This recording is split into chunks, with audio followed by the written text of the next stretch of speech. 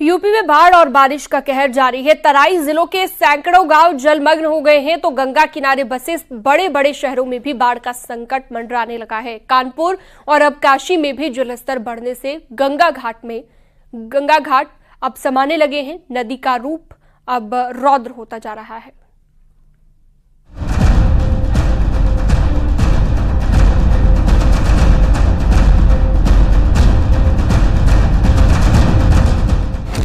जहां तक नजर वहां तक सैलाब।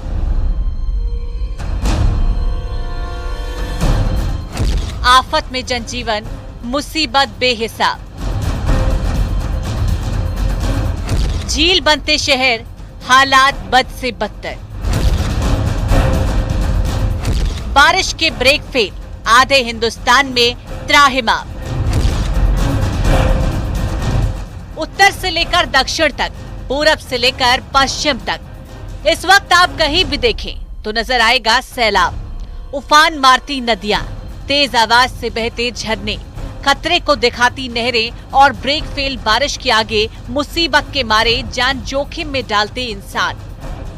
आधे हिंदुस्तान पर लगा बारिश का आपातकाल और कुदरत के प्रहार से ध्वस्त होते पहाड़।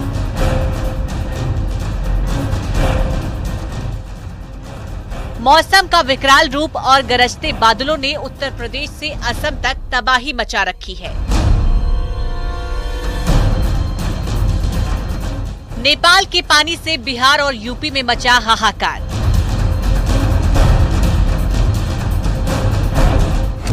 इस तस्वीर को देखिए। गोरखपुर में बाढ़ से हालात लगातार खराब होते जा रहे हैं। शहर से लेकर गांव तक कई इलाका पानी में डूब चुका है। लगातार बढ़ रही नदी के जलस्तर के खौफ से लोगों ने पलायन कर दिया है। पूरा गांव या तो बांधों पर शरण ले रहा है या फिर पक्के मकान वाले अपनी छतों पर पनाह ले रहे हैं। जिले की सभी नदियां अपने उफान पर हैं। गोरखपुर में इस वक्त राप्ती नदी अपने खतरे के निशान से 1 मीटर ऊपर बह रही है, जिसके कारण करीब 45 गांवों में पानी घुस गया है। कुछ गांव मुरुंड हो चुके हैं जो चारों तरफ पानी से घिर चुके हैं। उन्हीं में से एक गांव है बहरामपुर, जहां पे इस वक्त मैं खड़ा हूं और आप देखिए यहाँ पे लोग आने जाने के लिए नाव का सहारा ले रहे हैं। ये जो नाव मेरे सामने से जा रही है, इस पर आप लाल झंडी देख रहे हैं। लाल झंडी मतलब कि ये जिला प्रशासन के द्वारा ये नाव गाँव के लोगों को आने जाने के लिए उपलब्ध कराई गई है। नाव निःशुल्क है, गांव के लोग इससे आराम से आ जा सकेंगे। हालांकि अधिकतर गांव के घरों में नाव मौजूद है, क्योंकि ये जितने भी गांव इस वक्त बाढ़ से प्रभावित हैं या गांव में पानी घुसा है, वहां हर साल की स्थिति यही होती है। और ये सारे गांव नदी से एकदम सटे हुए, नदी के किनारे, ऐसे गांव जो नदी के किनारे बसे हुए थे, नदी से एकदम सटे हुए, वो पूरी तरीके से प्रभावित हैं और कुछ गाँव तो मुरुंड से हो गए हैं।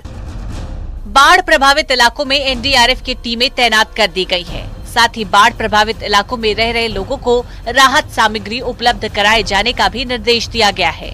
बाढ़ पीड़ितों को राहत सामग्री के साथ ही राशन किट वितरण किया जा रहा है। टोटल जनपद में करीबन 48 गाँव के आसपास प्रभावित हुआ है। अगर आप घाघरा और राप्ती नदी को देखेंगे तो सभी गांव में जो जितने प्रभावित गांव हैं वहां पे राशन वितरण, फूड पैकेट सभी का डिस्ट्रीब्यूशन किया जा रहा है।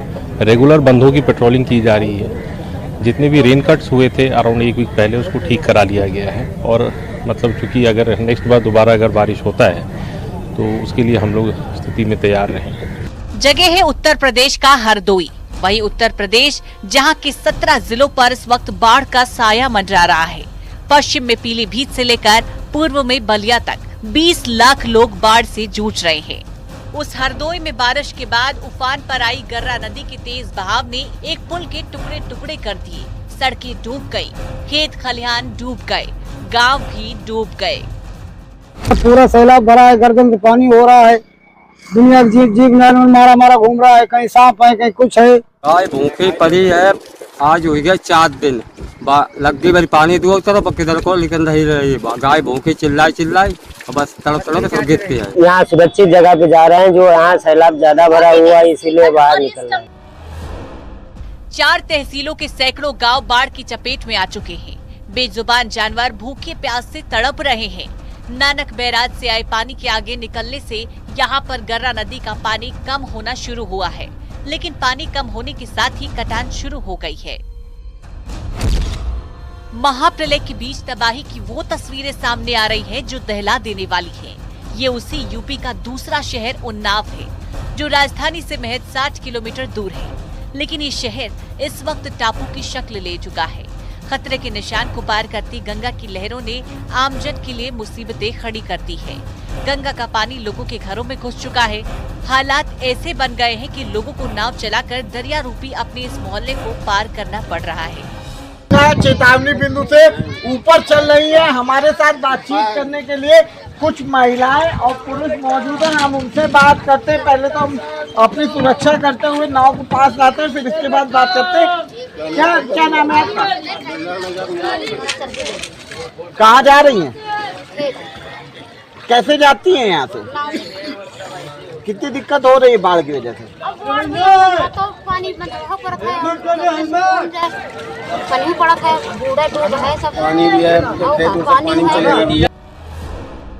उन्नाव की तराई इलाके पानी में डूबे हैं। सैकड़ों गांव बाढ़ की चपेट में है। आलम यह है कि लोग सड़कों पर भी नाव चलाने को मजबूर हैं, क्योंकि हर तरफ पानी का कब्जा है। बाढ़ की वजह से सब भैया चला गया, आपकी फसल डूबी है? सब डूबी हमारी।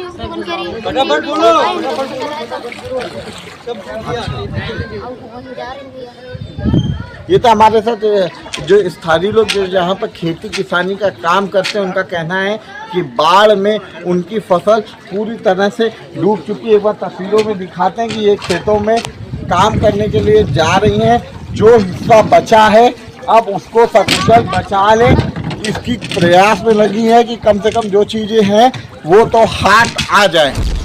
शाहजहांपुर में नेशनल हाईवे तक पानी में डूब गया है। हाईवे पर पानी का ऐसा कब्जा है कि गाड़ियों का चलाना भी मुश्किल है। छोटी गाड़ियां पानी की तेज बहाव के आगे दम तोड़ रही हैं और नदियों के पास के इलाकों में अलर्ट जारी किया है। वहीं नेशनल हाईवे के आसपास बने ढाबे भी पानी में डूबे हैं। कारोबार ठप पड़ गया है और हर तरफ बस त्राहिमाम मचा हुआ है। पोल हो गए हैं। हाँ। तो उस वजह से सब सड़कें नीचे धस गई हैं। अच्छा, ये किस वजह से हुआ? ये बाढ़ के पानी आने से सब हो गया है। बस्ती में इंद्रदेव की टेढ़ी नजर से अटल आवासीय स्कूल भी जलमग्न हो गया। बच्चों को स्कूल से छुट्टी देकर उनके घर भेज दिया गया है। स्कूल परिसर इस समय दरिया बन गया है। भारी बारिश की वजह से पानी नालों और नदियों से ऊपर आकर लोगों के घरों तक में पहुंच रहा है। बस्ती के कई दूसरे स्कूल भी बारिश की वजह से जलमग्न है। एहतियातन स्कूलों को बंद कर दिया गया है। फिलहाल बाढ़ बारिश का कहर अभी भी जारी है और मौसम की मार से राहत के कोई संकेत नजर नहीं आ रहे। हालांकि शासन की तरफ से ग्राउंड जीरो तक हर संभव मदद पहुंचाने की कोशिश की जा रही है। Bureau report, news 18।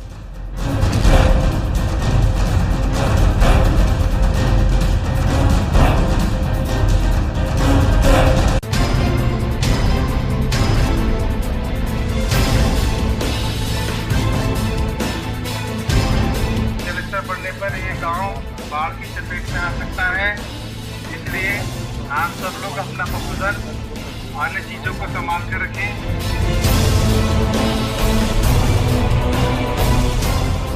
गंगा सहित की सहायक नदियों के जलस्तर में तेजी से बढ़ाव जारी है।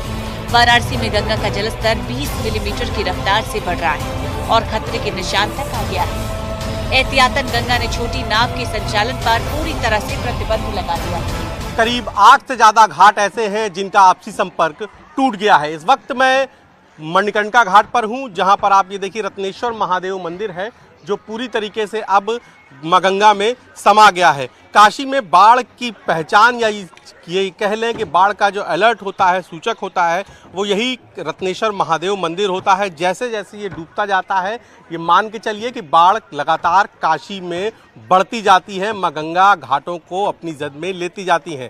इस वक्त आप ये देखिए पूरा मंदिर का जो गर्भगृह है वो डूब गया है, उसका जो पहला तल है वो डूब गया है। अब आपको सिर्फ और सिर्फ शिखर नजर आ रहा होगा। मैं बमुश्किल यहाँ पहुँचा हूँ और नाव के सहारे अब आपको दिखा रहा हूँ। ये देखिए, ये जो आप नीचे देख रहे हैं, ये पूरा जो मंदिर का गर्भगृह है वो डूब गया है।